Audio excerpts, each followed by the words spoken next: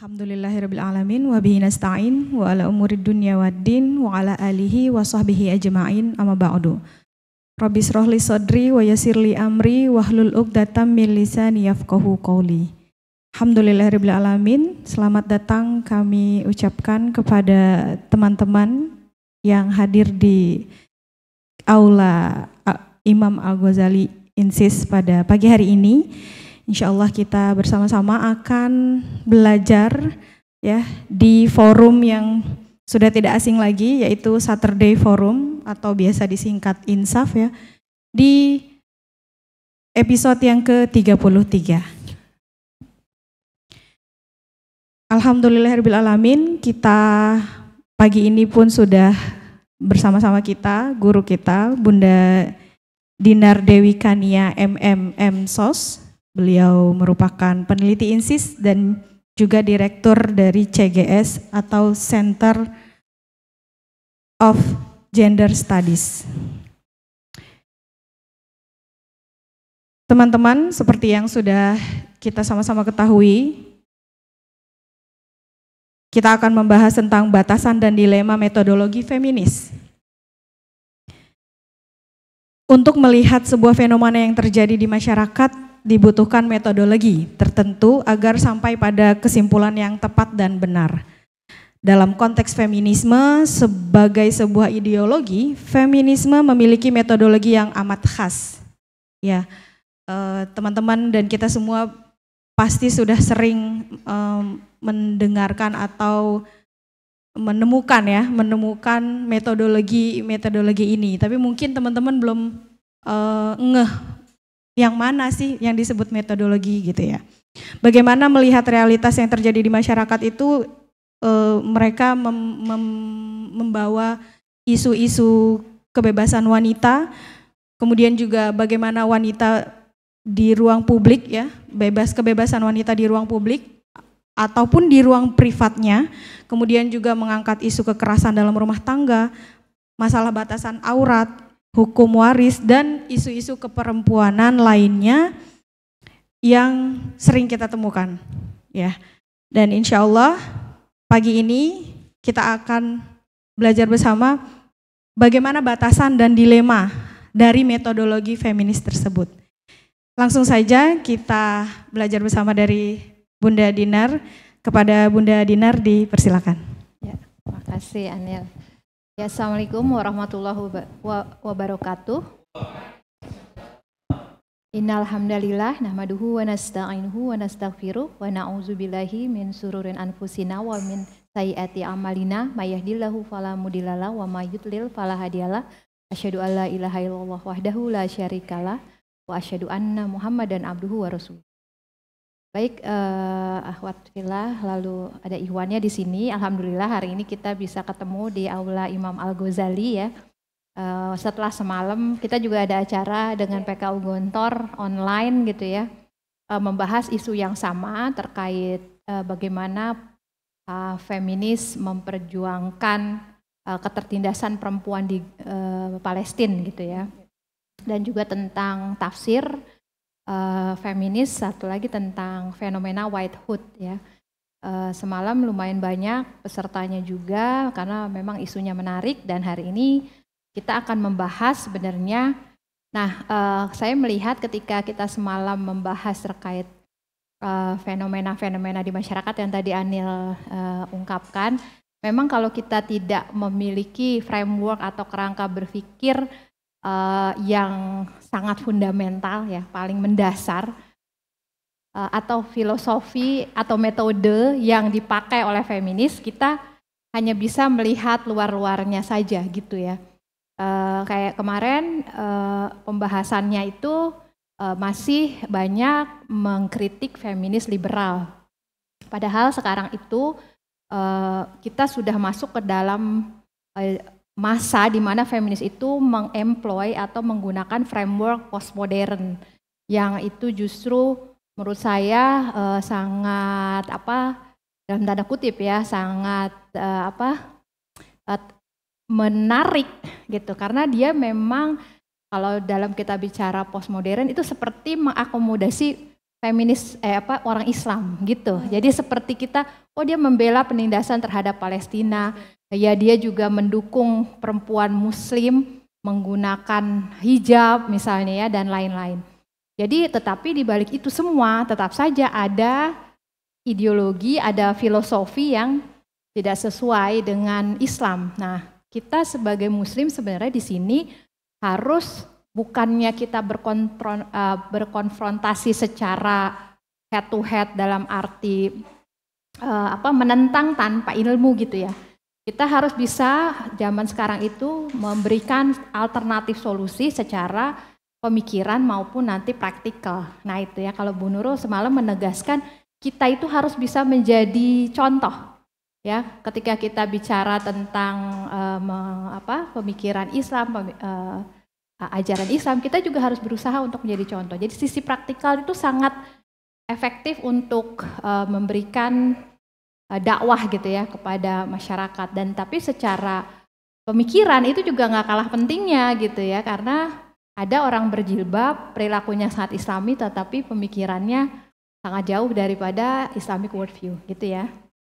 Nah memang ini mudah-mudahan saya nggak mungkin di antara para peserta ini ada yang memang punya dasar filsafat, punya dasar metodologi penelitian, medlit yang baik, mungkin akan bisa mengikuti dengan penuh. Tapi bagi yang mungkin metode penelitiannya masih terbatas, filsafatnya atau ilmu tentang pemikirannya masih standar, nggak usah berkecil hati karena nanti seperti ini memang pertama belum ngerti, tapi lama-lama kalau kita makin berhadapan terus itu bisa. Ya saya juga awal-awalnya datang ke INSIS bengong gitu ya.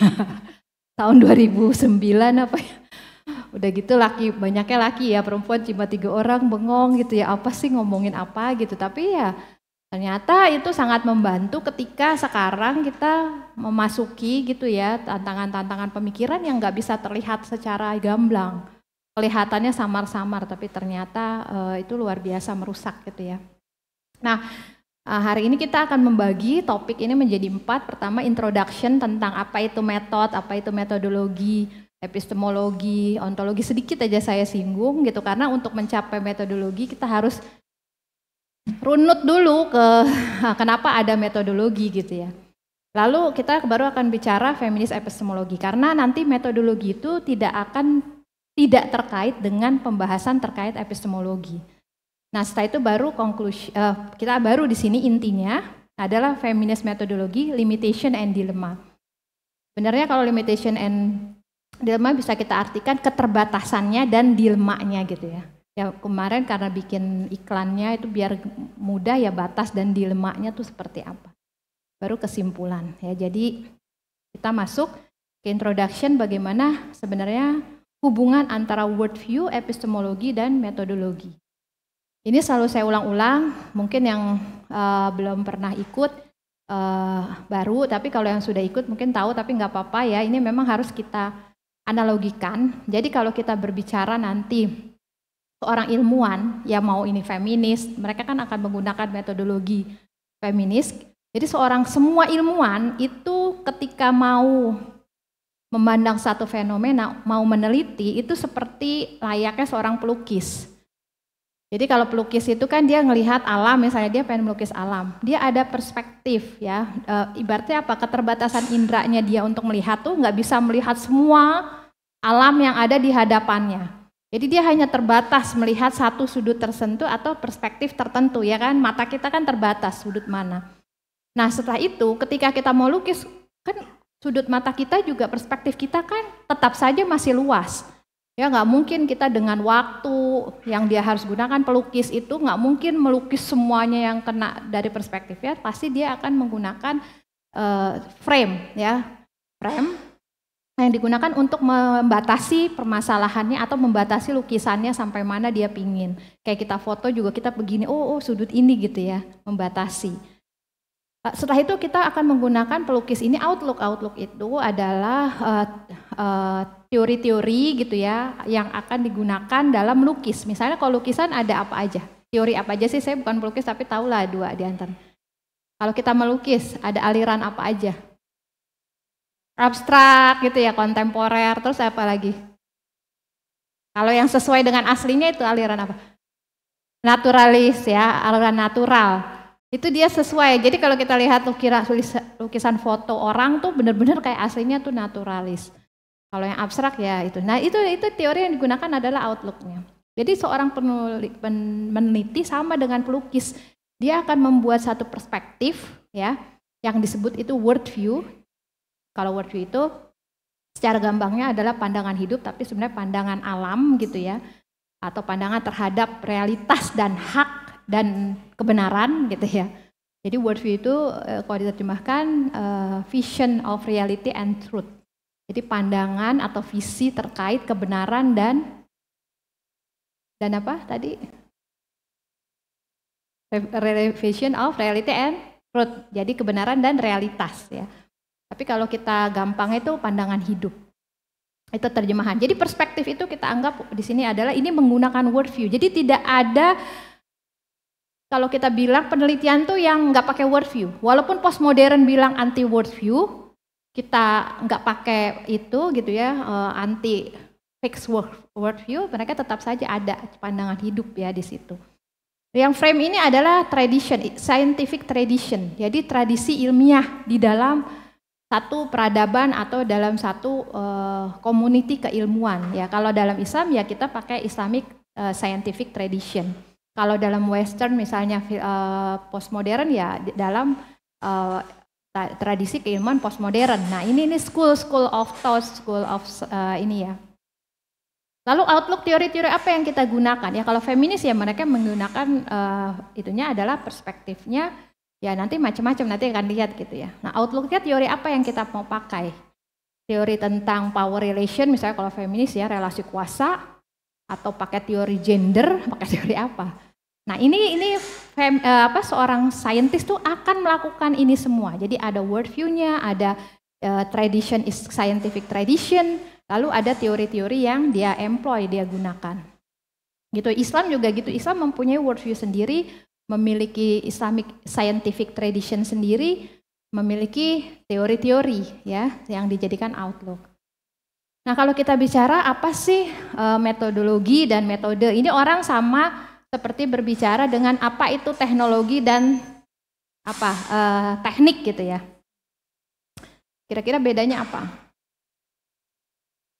Orang kadang-kadang mencampur adukan antara metode sama metodologi. Ya. Ya, jadi kalau teknik sama teknologi ngerti kan? Kalau itu lebih gampang soalnya. Bedanya apa? Teknik sama teknologi. Teknik itu kan prosedurnya gitu ya, cara-caranya yang digunakan dalam satu ini tertentu. Kalau teknologi itu ilmu atau yang mempelajari tentang teknik-teknik itu gitu. Sama metode itu adalah caranya, prosedurnya ya dalam penelitian misalnya. Lalu metodologi itu adalah studi ya tentang teknik-teknik itu, metode-metode itu gitu. Ya, jadi perbedaannya di situ. Nah, ini kalau secara kita lihat kalau dalam scientific research ya, riset-riset keilmuan biasanya nanti ada dibilang paradigm atau di sini adalah lebih kepada perspektif gitu ya, atau paradigma ya, perspektif atau worldview-nya ya. Nah di sini ini saya melihat ini macam-macam, ada yang positivism, ada konstruktivis, ada pragmatism, subjektivism, ada critical, ini macam-macam ya. Tapi sebenarnya nanti kalau dalam bukunya Recep Santurk itu sebenarnya hanya dibagi dua saja ya, positivism dengan konstruktivis atau interpretatif. Nanti yang lainnya itu, nah yang konstruktivis ini nanti termasuk dalamnya subjektivism, critical, yaitu masuk. Nah kalau positivism masuk dalamnya pragmatism, ini masuk ya, cabang-cabangnya gitu ya. Tapi ini nanti kita akan melihat nih misalnya ontologinya, apa itu realitis gitu ya, tentang apa itu realitas itu apa ya. Jadi kalau bicara gampangnya ontologi itu membicara tentang yang wujud ya, apa yang wujud dan tidak wujud gitu ya. Lalu epistemologi itu bagaimana kita bisa tahu pada realitas yang tadi yang wujud itu gitu ya. Bagaimana caranya kita mendapatkan pengetahuan ya. Lalu kita gunakan teori apa ya, ini kurang lebihnya sama tadi yang worldview, tradition, scientific tradition, terus sama tadi apa outlook, itu sama ya, cuma bahasanya kadang tumpang tindih. Tapi intinya harus kita perhatikan adalah di sini adalah ontologinya apa, epistemologinya apa, metodologinya apa, lalu metodenya itu kalian tahu itu bagaimana prosedur yang digunakan. Nah, saya nggak akan bahas nanti ini kalau kita bicara paradigma, positivisme dan lain-lain, ini mata kuliah filsafat ilmu gitu ya, jadi panjang. Saya menganggap ini sudah tahu semua gitu ya, karena kita akan membahas feminisme itu akan memilih ada requirement-nya, yaitu paling tidak kalian tahu sedikit tentang aliran-aliran ya filsafat ilmu ini gitu.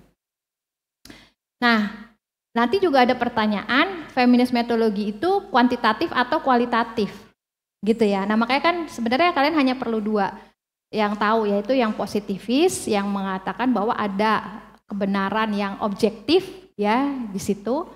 Kalau dan bisa diukur, gitu ya. Tetapi kalau yang konstruktivis atau yang interpretatif itu bahwa di situ tidak ada single gitu ya, yang kebenaran itu bisa bermacam-macam gitu ya, bisa tidak cuma satu.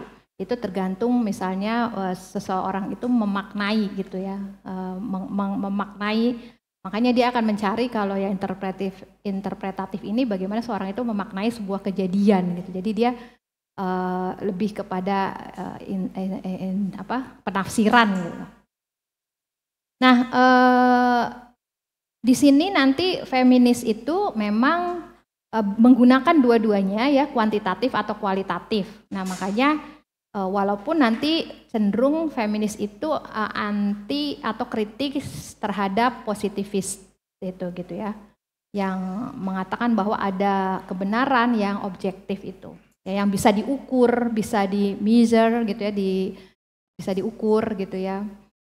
Nah, kalau yang pada umumnya kualitatif.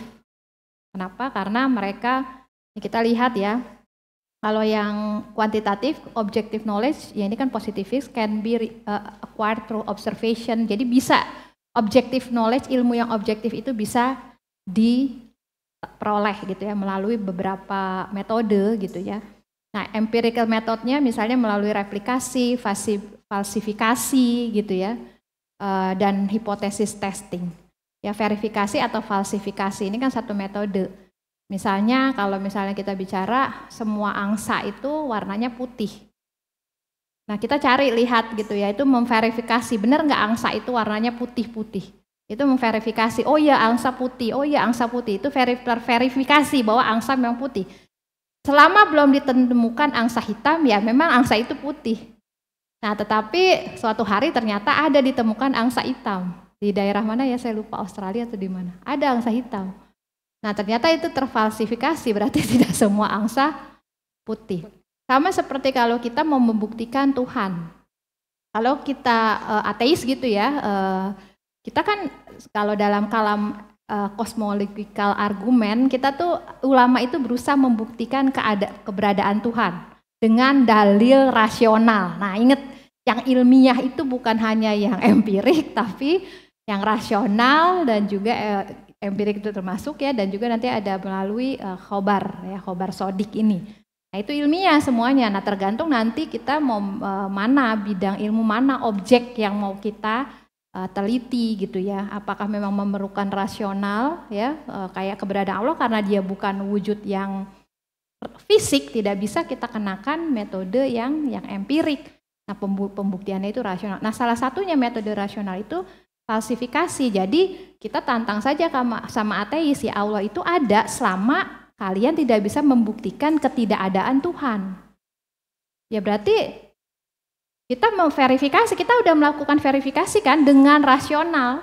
Kita membuktikan Tuhan ada dengan misalnya penciptaan, bahwa tidak mungkin, pasti ada necessary being, ada zat yang paling ujung yang menciptakan segalanya, karena nggak mungkin laptop ini diciptakan tanpa pencipta. Ya terus, siapa yang menciptakan laptop? Manusia. Manusia siapa? Terus sampai ada necessary being nih. Pokoknya harus ada, wajib wujud, harus ada wujud ini. Nah kalau tidak bisa dibuktikan, kita udah membuktikan kan, dan itu sangat rasional.